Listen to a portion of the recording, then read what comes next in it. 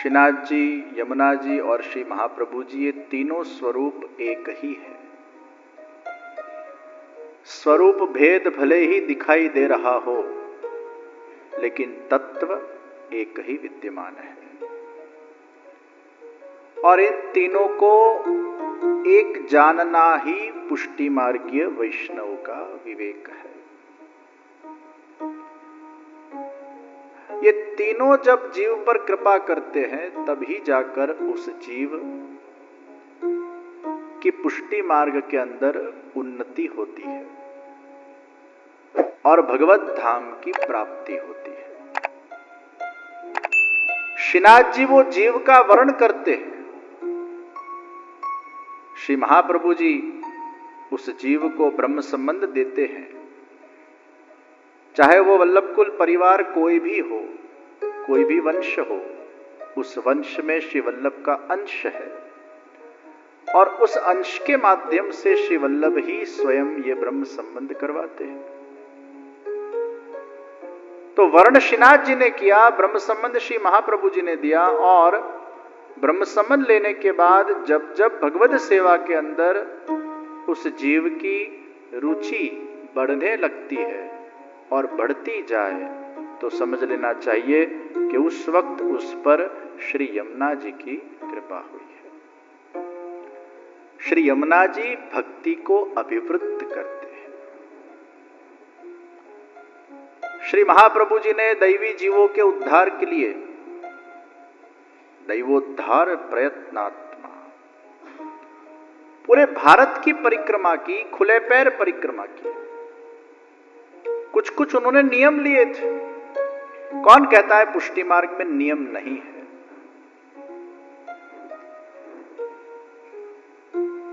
पुष्टि मार्ग में कई नियम है। कई लोग कहते हैं कि आपड़ा पुष्टि मार्ग ना अंदर तो खाई पीन मजा करवी, खूब सारी सामग्री बनाओ, भगवान ने भोग धरो અને પોતે પ્રાણાય સ્વાહા અપાનાય સ્વાહા કરો। પુષ્ટિ માર્ગમાં આ બધા વ્રતો કરવાની શું જરૂર છે? क्या आवश्यकता है?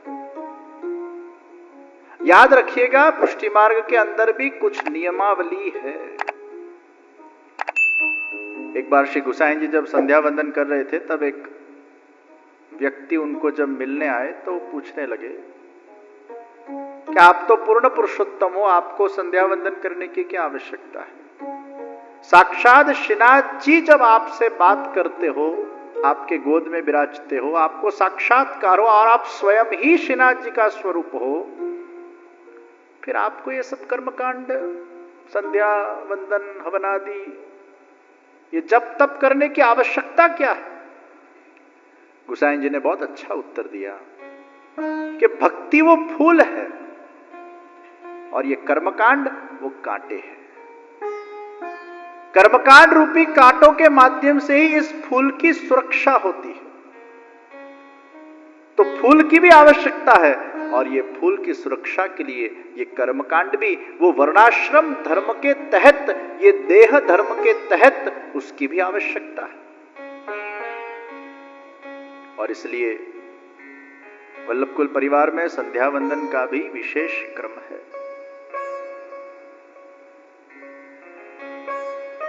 तो निश्चित पुष्टि मार्ग में नियम है।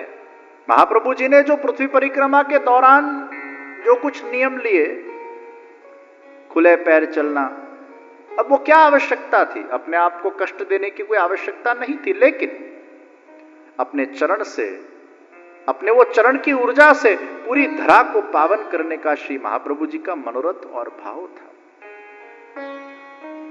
आप चंपल पहन के चलो और आप खुले पैर चलो, तो खुले पैर से आपके उस अंग का स्पर्श उस धरा को होता है।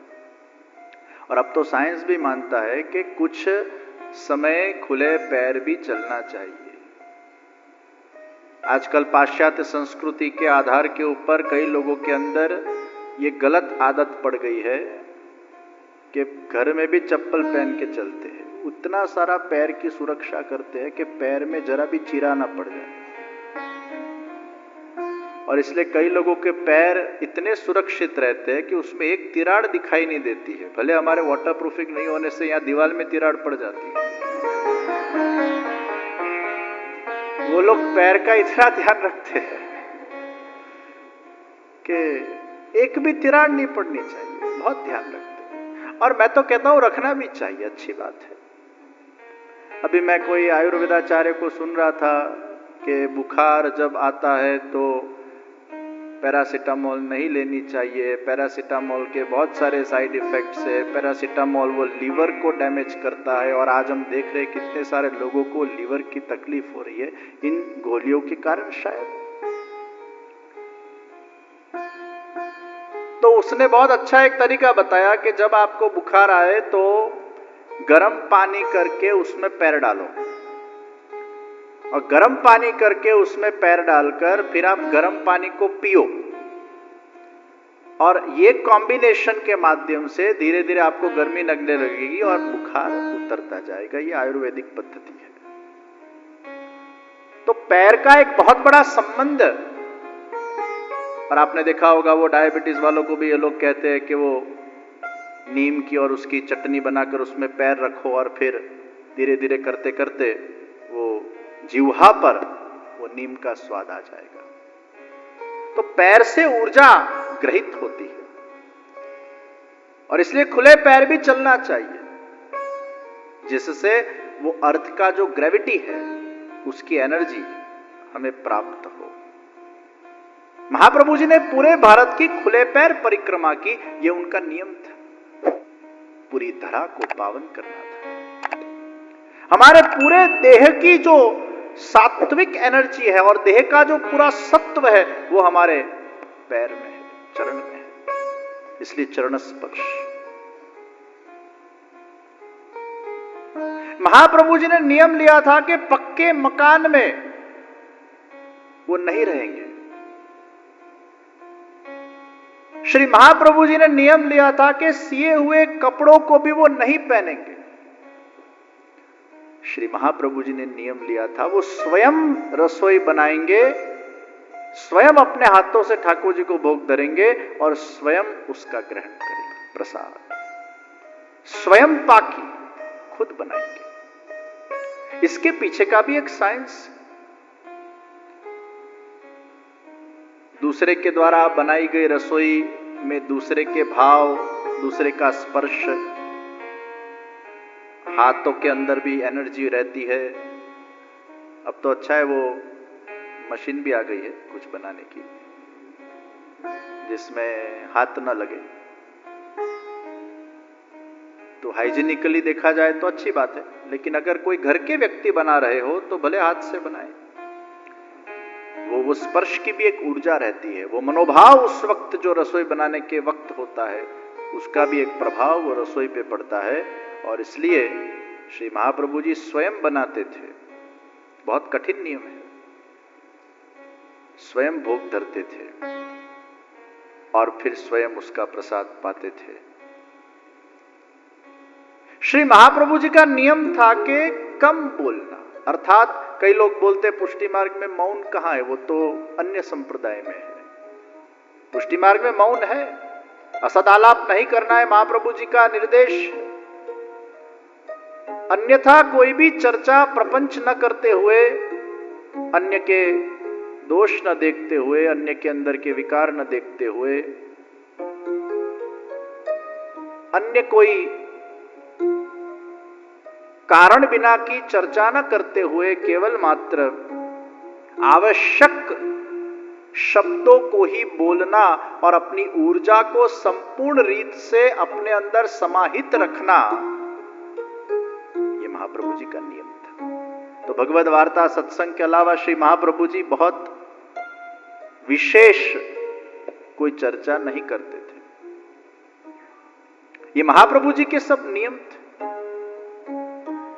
शरीर की ऊर्जा और हमारे मन की ऊर्जा का योग्य रूप से संचय करना वो अत्यंत आवश्यक है।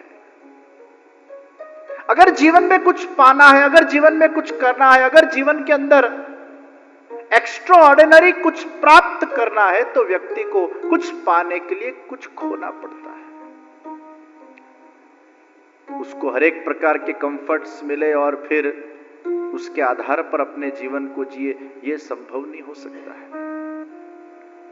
जो जो लोग ने कुछ कुछ ऊंचाइयों को प्राप्त किया है, चाहे वो कर्म में हो, ज्ञान में हो या भक्ति में हो, उन्होंने कहीं ना कहीं अपने एनर्जी का योग्य रूप से यूटिलाइजेशन किया है। उन्होंने एनर्जी का वेस्टेज नहीं किया है। और इसलिए ऊर्जा का ऊर्ध्वीकरण करना बहुत आवश्यक है। ऊर्जा सब में है, कुछ लोग वो ऊर्जा को बिगाड़ देते हैं। Energy is there, it has to be cultivated, it has to be utilized।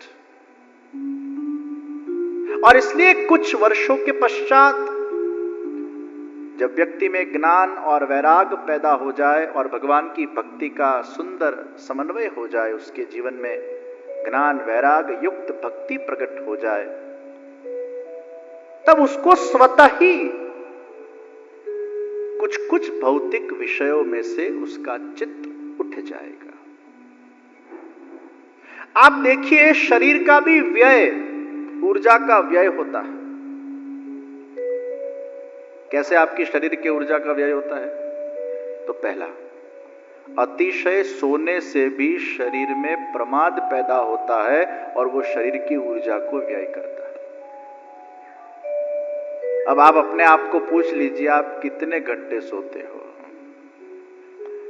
6 से 7 घंटे की नींद पर्याप्त है, लेकिन कुछ लोग 10-10 घंटे तक सोते रहते हैं। उनके अंदर भारी मात्रा में प्रमाद पैदा होता है, वो शरीर की ऊर्जा को व्यय करता है। अतिशय सोना ये ऊर्जा का व्यय है। तो जो लोग 10-10 घंटा कई बार सो जाते हैं, उनको 6 या 7 घंटे की नींद। दूसरे नंबर पर, अगर आपने विकृत आहार लिया है तो विकृत आहार शरीर की ऊर्जा को नष्ट कर देता है। आपने मैगी खाई, कोई भी चीज वाले पदार्थ, बर्गर, मंचूरियन, सेंचुरियन, पिज्जा, ये जितने भी फास्ट फूड, हमारा गुजराती फास्ट फूड पता है, खमण ढोकला,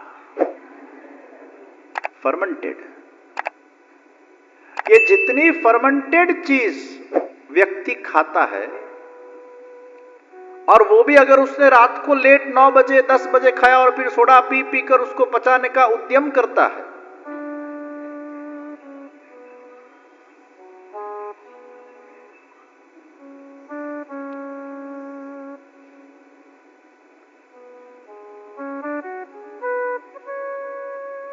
अब आप सोचो 9 बजे के बाद आपने भोजन किया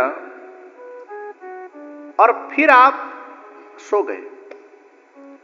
हालांकि अभी तो ऐसा ही हो रहा है, लेकिन आपको यहां तो सात्विक आहार, ऐसा कोई फास्ट फूड तो नहीं मिलता है। आप समझिए, जब आपने लेट भोजन किया और आप सो जाते हो, अर्थात आपके शरीर की जो पूरी प्राणिक एनर्जी है वो पूरी रात उस भोजन को पचाने के अंदर उसकी ऊर्जा को लगा देती है। और जब हम जल्दी भोजन कर लेते हैं तो हमारे शरीर की जो प्राणिक एनर्जी है वो हमारे शरीर के अंदर जो कुछ भी रिपेयरिंग करने की जो चीज होती है उसमें लग जाती है। और इसलिए अतिशय भोजन और विकृत भोजन वो शरीर की ऊर्जा को नष्ट करता है। और तीसरे नंबर के ऊपर अतिशय भोग विलास, शरीर के अंदर रही हुई सर्जनात्मक वाइटल एनर्जी जो है उसका भी अतिशय मात्रा में वो शरीर की पूर्ण ऊर्जा को नष्ट कर देता है। हमारे सबके शरीर के अंदर वाइटल एनर्जी के रूप में कुछ सर्जन करने की शक्ति है, और वो ऊर्जा नीचे की तरफ भी जा सकती है और वो ऊर्जा ऊपर की तरफ भी उठ सकती है। जब व्यक्ति को अपने जीवन में कुछ पाना होता है, उस एनर्जी को उसको ऊपर की तरफ ले जाना होता है, यम नियम के माध्यम से, योगाभ्यास के माध्यम से, ध्यान धारणा के माध्यम से, भक्ति योग के माध्यम से उसकी ऊर्जा को वो ऊपर की तरफ ले जाता है। और इसलिए कर्मयोग उसको बोलते हैं योगः कर्मसु कौशलम। व्यक्ति अपने कर्म में इतना खो जाए कि उसकी ऊर्जा पूरी ऊपर की तरफ बहने लगती है, अकल्पनीय शक्ति उसको उसमें से प्राप्त होती है। और इसलिए शरीर की ऊर्जा का भी अनावश्यक वेस्टेज न हो, उसका भी ध्यान वो साधक रखता है। चाहे वो कर्म मार्ग का साधक हो, वो ज्ञान मार्ग का साधक हो, या भक्ति मार्ग का साधक हो, उसके जीवन में कुछ नियमावली होनी ही चाहिए।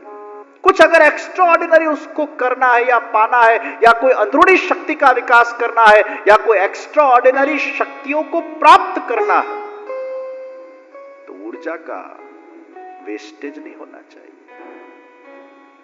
तो शरीर की ऊर्जा ये तीन रूप से वेस्ट होती है, अतिशय सोने से, विकृत और अतिशय भोजन करने से, और वाइटल एनर्जी को बर्बाद करने से। ये तीन रूप में शरीर की ऊर्जा वेस्ट हो जाती है। उसका संग्रह करना है, और उसी को व्रत बोलते हैं, उसी को कमिटमेंट बोलते हैं। कई बार हमारे जीवन में अच्छे अच्छे विचार होते हैं, संकल्प होते हैं, लेकिन व्रत नहीं होता है। व्रत यानी कुछ हमें छोड़ना पड़ता है, कुछ कमिटमेंट के लिए कुछ चीजें को हमें छोड़नी पड़ती है। अनावश्यक हमारी ऊर्जा का हम व्यय न करें। और उसी भांति हमारी जो मेंटल एनर्जी है, उसकी भी ऊर्जा है। और मेंटल एनर्जी की ऊर्जा कैसे नष्ट होती है? नंबर 1, अतिशय चिंता करने से। और मैं कई बार अपने प्रवचन में कहता हूं, ये दुनिया के अंदर बिना बात की चिंता करने वाले जो लोग होते हैं, वो नवरे लोग होते हैं। जिसके पास टाइम ही टाइम है, खाली बैठा रहता है, खाली दिमाग शैतान का घर। If the land is vacant, it's going to give you weeds. But you can always cultivate the land by sowing the seeds and nurturing the seeds and growing something out of it. तो खाली दिमाग वो negative विचार उत्पन्न करेगा। और इसलिए हरेक के जीवन में सुबह 5 बजे से रात को 11 बजे तक का एक टाइम स्केड्यूल होना चाहिए। और उस टाइम टेबल के अंदर आप अपने आप को पूछिए, आप कितना समय भगवत भक्ति के लिए निकाल रहे हैं। महाप्रभु जी ने जो सिद्धांत दिए, कृष्ण सेवा सदा कार्य, कृष्ण की सेवा कीजिए। आज मैं देखता हूं विदेशों के अंदर बहुत सारे लोग ठाकुर जी की सेवा करते हैं। ऐसा नहीं है कि नहीं करते, बहुत सारे लोग करते हैं। बच्चे भी करते हैं, युवान भी करते हैं, बूढ़े भी करते हैं। 6-6 बजे जॉब पे जाने का होता है, 4 बजे उठ के सेवा करते हैं, उठते हैं, 12-12 बजे सोते हैं, जल्दी उठते हैं, 2-2 शिफ्ट करते हैं कुछ लोग। तो जिसको करना होता है वो करते ही है, उसमें भाव चाहिए। जिसको नहीं करना होता उसके लिए 10 एक्सक्यूज विद्यमान है। जिसको करना होता है करते हैं। शुरुआत में बहुत कठिन लगता है। और आप एक चीज ध्यान में रखिएगा, अगर आपके अंदर कहीं भी छोटा मोटा भी भगवान की भक्ति करने के लिए वो इच्छा अगर है विद्यमान और वो बीज आपके अंदर है, तो एक बार प्रयास कीजिए।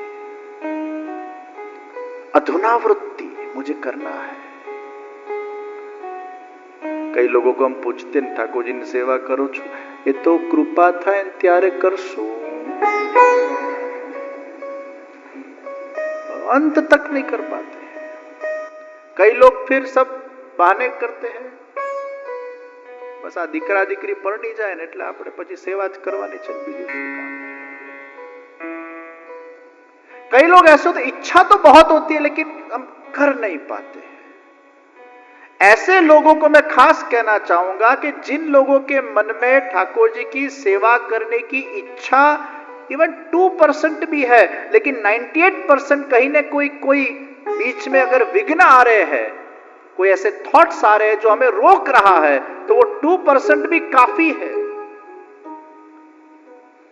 पर वो 2% को साकार करने के लिए आप एक्शन में रखिए। ये जो 98% एक्सक्यूज दिख रहा है ना, वो हमारा मन हमें ना बोल रहा है। ये मन तो छोटा बालक है, पर एक बार आप शुरू कीजिए। कोई भी अच्छा विचार आए ना, शुरू कर लीजिए,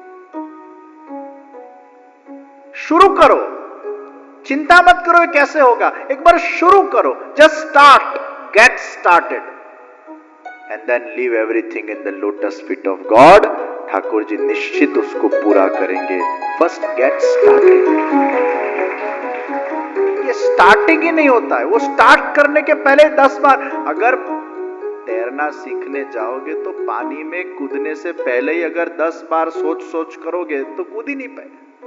એવા લોકો છે પાછળથી ધક્કો જ મારી દેવો, એકવાર પડ એના મેળે પછી તરતા આવડી જશે, એકવાર પડ। पर कई लोग किनारे पर बैठे बैठे ही वो कई बार वो ठंडी का मौसम हो, 2-4 डिग्री का टेम्परेचर, और वो फिर गीजर वीजर कुछ बिगड़ गया हो या सोलार वोलार कुछ बिगड़ गया हो, और फिर वो ठंडा पानी पड़ता हो, तो फिर आदमी की साइकोलॉजी क्या है, पहले पैर डालेगा, पूरा नहीं घुसेगा अंदर, पैर डालेगा कि पहले पैर को मैं सेटल करूं, फिर धीरे धीरे करते करते उसमें भी बहुत देर लगाएगा ना, घुस अंदर और तेरे नावानो छे।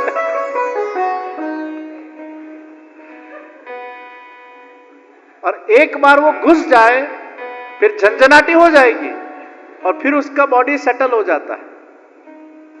ऐसे ठाकुर जी की सेवा करने की अगर देखो नहाने की इच्छा हो ना, तो एक बार तो वो घुस ही जाता है और नहा भी लेता है, लेकिन इच्छा ही ना हो तो वो प्रवेश ही नहीं करेगा। ऐसे ठाकुर जी की सेवा में भी थोड़ी भी इच्छा अगर है, कुछ बैरियर्स अगर आपको बीच में आ रहे हैं, तो उसको निकालो, शुरू करो। अधुना वृत्ति, अभी।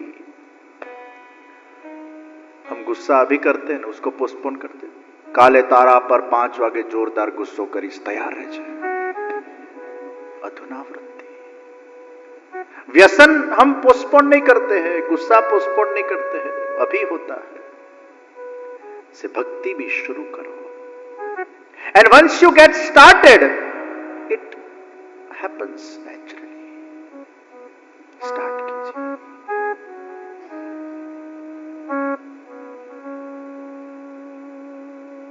तो महाप्रभु जी ने यह सिद्धांत दिया, कृष्ण की सेवा सदा कीजिए, कृष्ण के समीप रहिए, अपने घर को वृंदावन बनाइए, घर को व्रज बनाइए, अपने घर में ठाकुर जी को पधराकर अपने चित्त को उसमें लगाइए।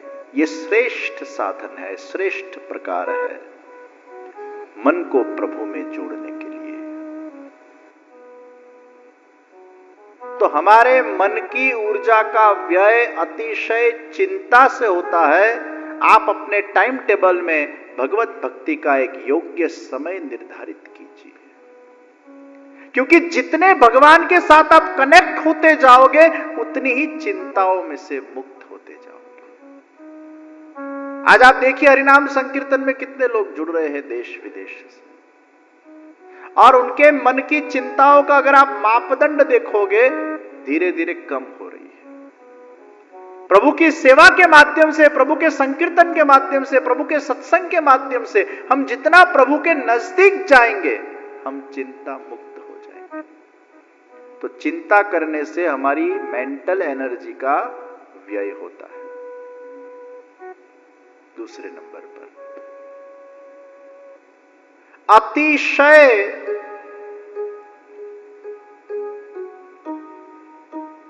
कारण बिना की कोई भी प्रकार की एक्टिविटी, जैसे कोई वीडियो गेम खेलता है, कोई खाली सोशल मीडिया पर सर्फ करता है, 2-2, 4-4, 5-5 घंटे का उसका स्क्रीन टाइम हो जाता है, केवल मूवीज देखा रहता है, ऐसी जगह के ऊपर भी अपने माइंड को अप्लाई करने से हमारी ऊर्जा, मेंटल एनर्जी का नाश होता है। मेंटल एनर्जी को बढ़ाने के लिए और शरीर की एनर्जी को भी बढ़ाने के लिए श्रेष्ठ साधन वो मौन है।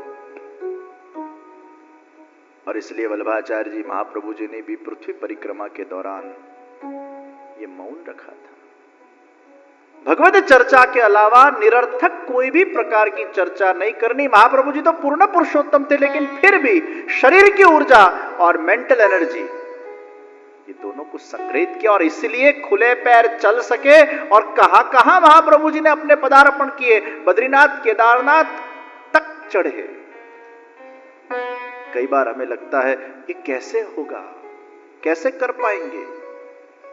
महाप्रभु जी तो पूर्ण पुरुषोत्तम थे, वो चाहे वो कर सकते थे, लेकिन फिर भी कुछ ऐसे नियमों के माध्यम से उन्होंने बताया कि अगर आप कुछ प्रकार के नियम अगर रखते हो, अगर इंटरनल एनर्जी को संचित करते हो, तो आपके अंदर इम्पॉसिबल को पॉसिबल करने की शक्ति पैदा हो जाती है, क्योंकि आपके स्वयं के अंदर इतनी शक्ति है। और उसमें अगर भक्ति हो जाए और भगवान की कृपा हो जाए तो आप क्या नहीं कर सकते। तो जिसको कुछ पाना है उसको कुछ छोड़ना पड़ता है। श्री महाप्रभु जी पृथ्वी परिक्रमा करते करते करते करते ब्रज भूमि में पधारे और ब्रज भूमि में यमुना जी के घाट के ऊपर विराजमान थे। दामोदर दास हरसाने जी साथ में थे और चिंतन कर रहे थे ये कौन सा यमुना जी का घाट है। और तब श्री यमुना जी श्रावण सुद त्रीज के दिन आदिदैविक स्वरूप से प्रकट हुए और महाप्रभु जी को कहा, आप जो विराजमान हो मेरा गोविंद घाट है और बाजू में मेरा ठकुरानी घाट है। गोविंद घाट से महावन तक श्री कृष्ण की हद है और ठकुरानी घाट से रावल तक श्री स्वामी जी की हद है, और ये दोनों के बीच में आप विराजमान हो। तो ये गोविंद घाट है और ये ठकुरानी घाट है। ठकुरानी घाट में से श्री यमुना जी प्रकट हुए हैं और आदिदैविक स्वरूप से श्री यमुना जी का दिव्य प्रागट्य हुआ। सुंदर श्रृंगार वस्त्र आभूषण से सुसज्ज हुए श्री यमुना जी की झांकी करते हुए श्री महाप्रभु जी प्रसन्न हुए। दीनता से श्री चरण में झांकी करते हुए, दृष्टि करते हुए यमुनाष्टक की स्तुति की। नमामि यमुनामहं सकल सिद्धि है तुम मुदा। आदिदैविक स्वरूप से श्री यमुना जी का प्रागट्य हुआ और वो यमुना जी की झांकी को मन में विराजमान करते हुए आज के सत्र को यहीं समाप्त करते हैं। आइए भाव से प्रभु का जय जयकार करें।